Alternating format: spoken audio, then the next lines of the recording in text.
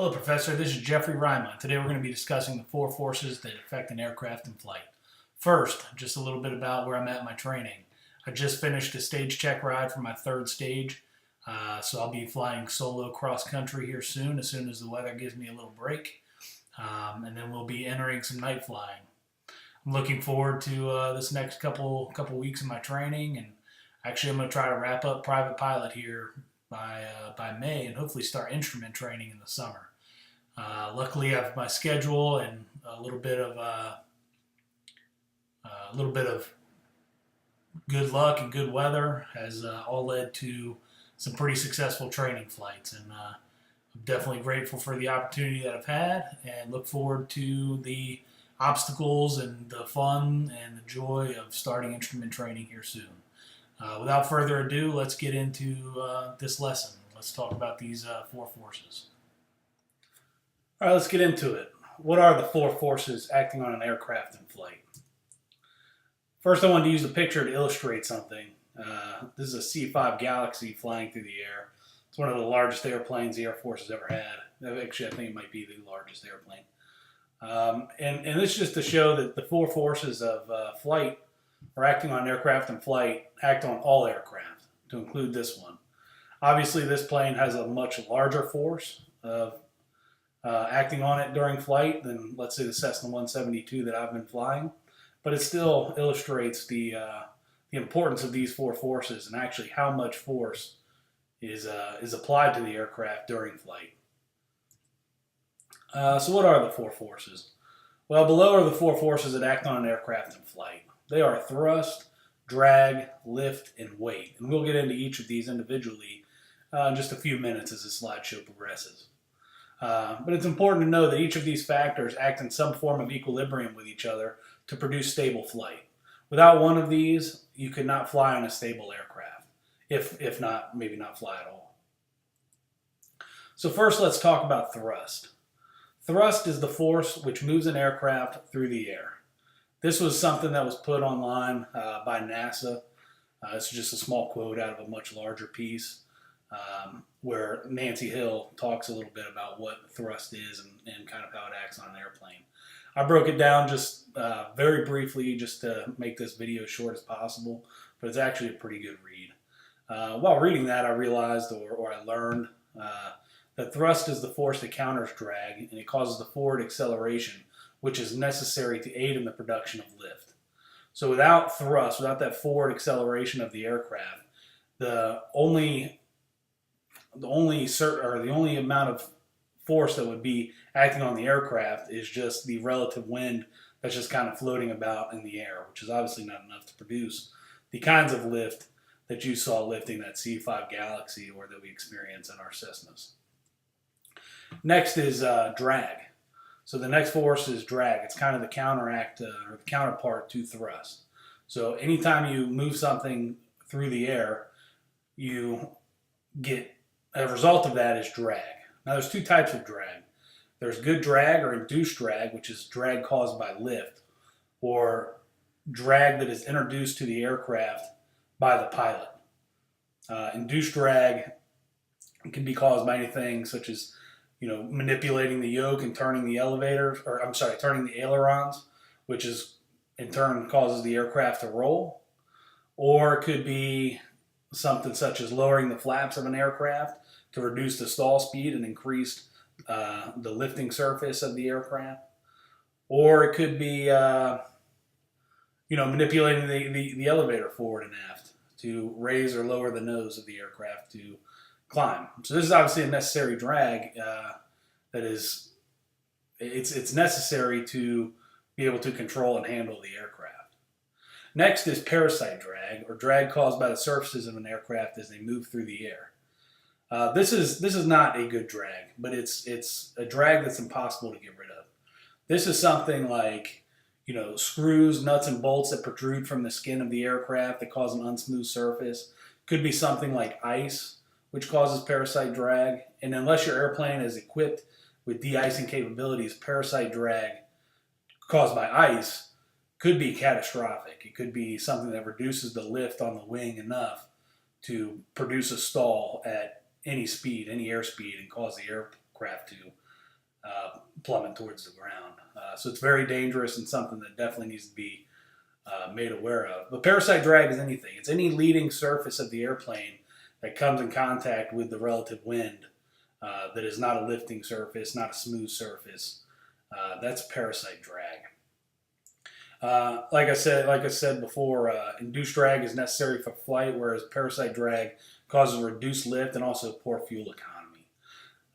Engineers have spent countless hours, money, and resources trying to reduce parasite drag in modern airplanes in order to reduce costs of flight and in turn make air travel cheaper and more affordable for everybody.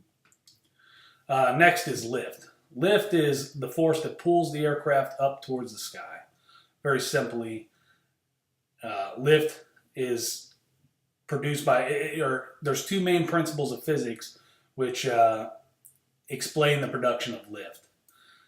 And first is Bernoulli's principle. Bernoulli is somebody who we went over in the King's course during our ground school portion.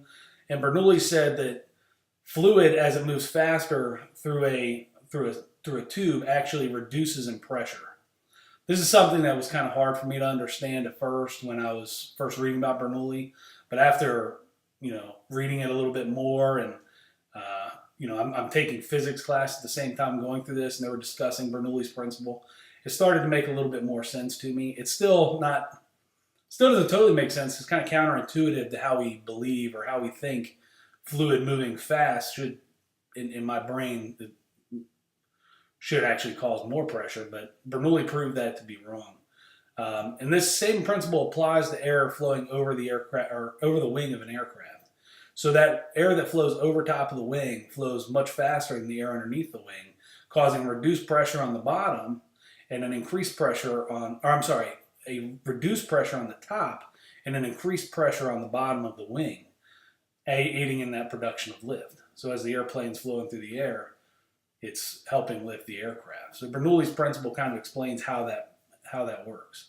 Second, and some people argue the more important aspect of this is Newton's third law of motion. Now, I don't know if it's true, if it's more important or not, but Newton's third law of motion says force always comes in pairs. When one object exerts a force on a second object, the second exerts an equal and oppositely directed force on the first. I stole this from my physics class, my Physics 101 class, because I thought that kind of accurately explained Newton's third law of motion. And this law is another reason that the aircraft creates lift, or the wing creates lift. As the aircraft accelerates forward, air presses against the bottom of the wing, and that air is forced downwards. Now, per Newton's law, that means that the wing is also pushed upwards, again, producing lift. So this one actually made a lot more sense to me. Obviously, they're both true, but this one was just, it seemed a little bit more obvious as to the production of lift. Where Bernoulli's principle, to me, more explained the stalling, the stall capabilities of an aircraft, because once you lose that reduced pressure on top, then you have the stall. This actually explained more to me how the lift was produced. But obviously, they both aid in the production of lift. Next is weight.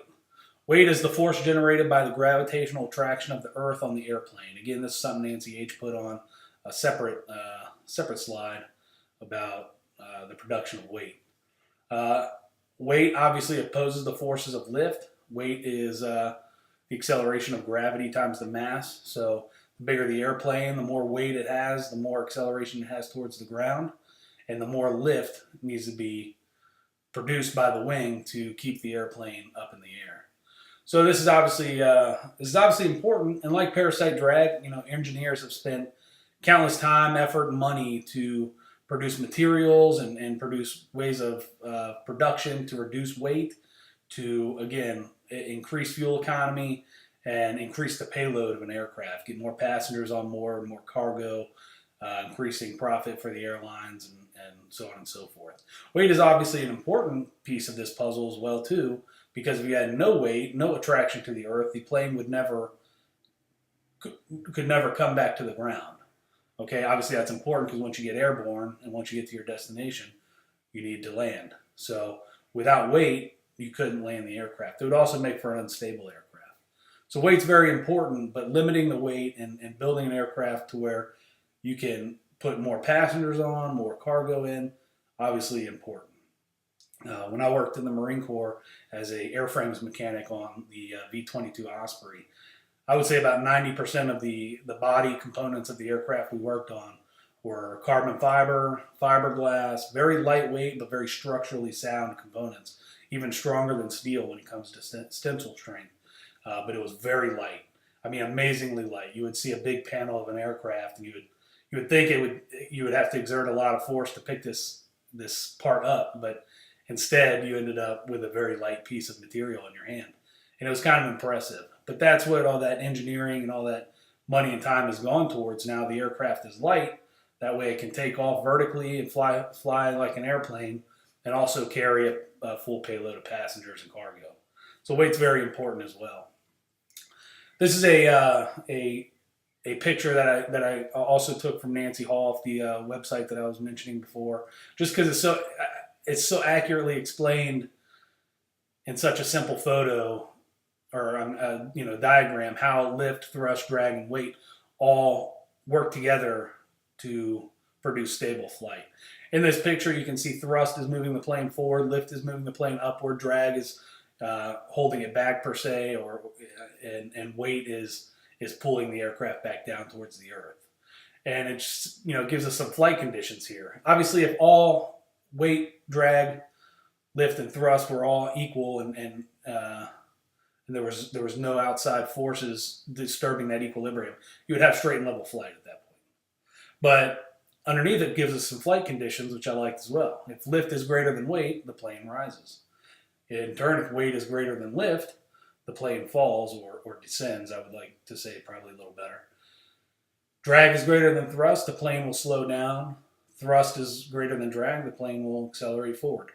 This is important to know because it helps when you're thinking about how the airplane's flying, and it's giving us the full picture of what we're doing when we're in the sky and we're adding throttle or we're adding RPMs to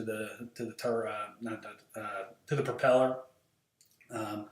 And what effects that has on the aircraft. Obviously, the faster you're going across the sky, the more lift you're producing, also the more drag you're producing. So these are important things to know, and I thought this picture summed it up pretty simply.